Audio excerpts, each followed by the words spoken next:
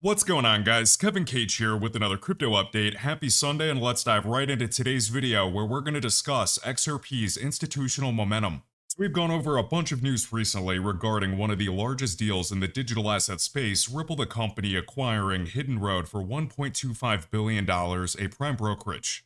We also had the first XRP tracker fund available in Asia.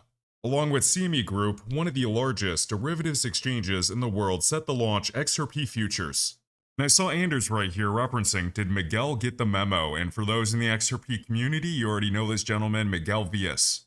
So Miguel used to work at CME Group, and he joined the company Ripple back in 2016 as head of XRP markets. So he has a bunch of YouTube interviews that you can find online. He says multiple times how much he loves XRP verbatim. Now I saw Crypto Insight UK share this, crazy speculation acquired by Ripple, and he's referencing this, shared by BitMEXC. Keep your eyes peeled, we have some news that's definitely going to have a ripple effect on the market, and they tagged the company Ripple. So what could this news be teasing at? Obviously, something to do with the company Ripple and the XRP ledger. If we go to BitMEXC and we look at the live futures contracts, we already have one down below for XRP.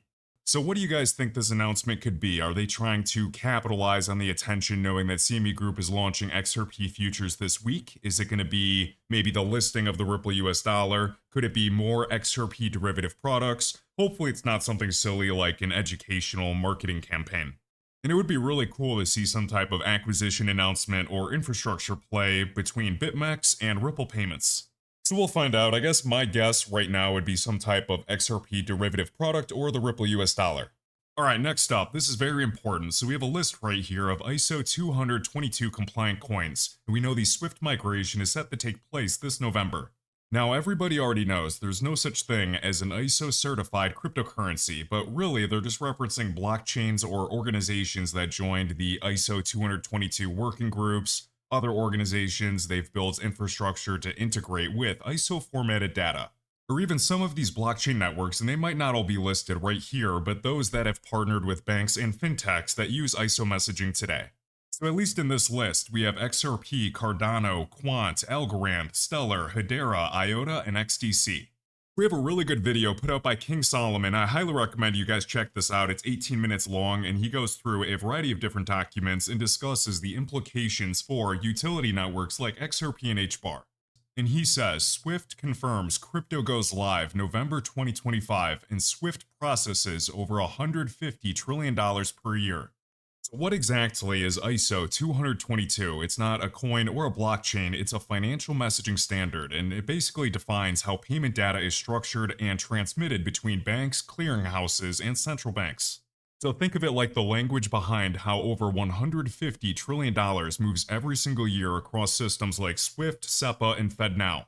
So ISO 222 is a messaging standard for faster payments, better and more accurate compliance reporting, interoperability across global systems, and this is structured machine-readable data. We can see some of the interchangeable terms. We have settlement place, DLT wallet. A cash account is a DLT wallet. Network fees equal gas. Oracles equal trusted pricing. And UTI, not a urinary tract infection, it's tokenized transaction sequencing.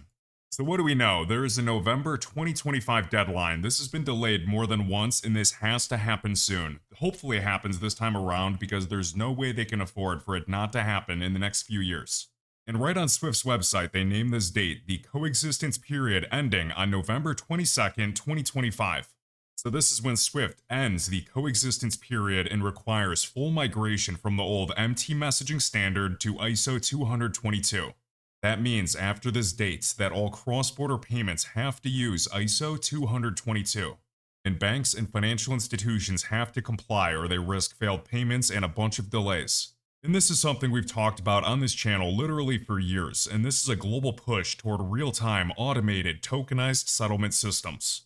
ISO 222 is endorsed by G20 and CPMI, and Swift has stated that the new standard will support over 80% of high-value clearing and settlement transactions by 2025.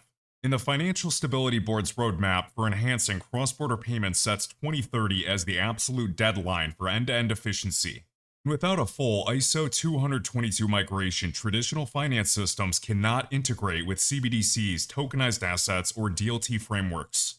So what does that tell us? It tells us that ISO 222 is non-negotiable. It's an upgrade for the global financial system. And what does it mean for the crypto networks today that are already ISO 222 compatible? It's very exciting to think about because some of these networks could become the preferred rails for the new system. So what happens post ISO migration? So if this goes through November 2025, we get the full migration. The world runs on structured smart money messaging. And the networks that align with this standard could act as DLT-based settlement layers for traditional finance. They could support tokenized fiat, security, CBDCs, and stablecoins. The biggest point of any compatible ISO network could mean that they allow plug-and-play integration into banking infrastructure. You can take it with a grain of salt, but it's important to note that some of these networks are building pipes that could move trillions of dollars.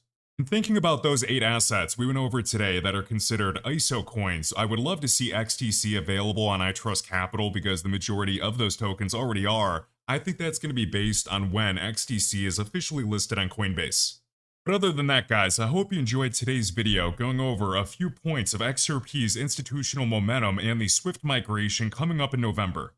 Now, I have iTrustCapital linked right in the top of the YouTube video description. This is what I've used for the past 5+ years for my crypto Roth IRA. We've seen it all, XRP down to like 17 cents, then it was delisted during the lawsuit, and iTrustCapital was one of the first platforms that got XRP listed. So hands down, one of the best crypto retirement platforms for US residents. Be sure to check this out. This is linked right in the YouTube video description. I hope you guys enjoyed, and I will catch you in the next one. If you enjoyed this video, be sure to smash the like button and let me know your thoughts down below. You can find all links to my crypto resources, including tools for charting, trading bots, wallets, portfolio trackers, and exclusive discounts right in my link tree in the video description. Thanks for watching, and I'll catch you in the next one.